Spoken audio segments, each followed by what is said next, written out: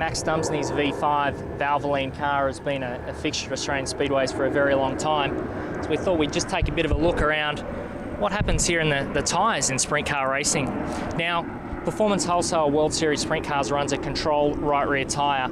It's the Hoosier tyre, that's the WAV compound. Now, you might think with a controlled tyre that doesn't allow crew chiefs, cruise drivers to do too much with the rubber on the race car, but that's definitely not the case. We take a look at this right rear here in the first example. You can see the tread pattern. Now, it's basically open slather in terms of what you would like to do in terms of grooving or siping the tyre. Now you can see here that Mouse Green, the crew chief for Max Dumsney, has put an extra groove across this centre block to try and increase forward bite on this race car. If he's looking to get some more side bite in the car, he will groove across at a bit of an angle. You can also use what's called a siper, which is effectively like a very thin razor blade, and run it across the tyre to let the rubber work together and generate a lot more heat. This tyre as well, you can see these holes in all the blocks across the centre and definitely on the inside of the tyre, and they're vent blocks. They let the heat out of the tyres.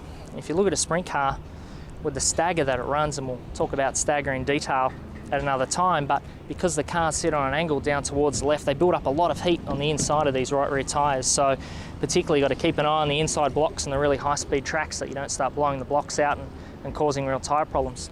Now on this right rear tyre, in terms of air pressure, you can run down to around 6 pounds on a slow track with low corner speeds, and if you're really looking for a lot of traction, you're going to roll this big sidewall down over. Now, 6 pounds is a lot lower than what you'd even think about considering in vast forms of motorsport, and the reason that you can run such a low air pressure, this bead lock right here, effectively the outside of the wheel is bolted onto the inner of the wheel to basically stop this tyre from rolling off at extremely low air pressures.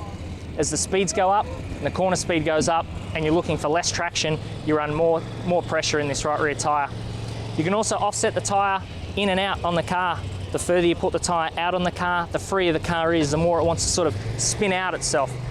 You tuck it right in next to the car and it really tightens the car up. So on slick, slow racetracks, you'll see the right rear right in on the car, and on high speed tracks, you'll see it a lot further out. The other thing that you can change, and is very important, is the wheel offset. So not only you change the offset of where the wheel sits on the car, but you change where the center of the wheel is with respect to the car. Again, so on tracks where you're looking to get a lot of traction and a lot of sort of drive in the corners, this center section will be a long way into the center of the wheel and allow the car to pivot through the middle of the tire. And on high speed tracks, you're going to bring this center section further out.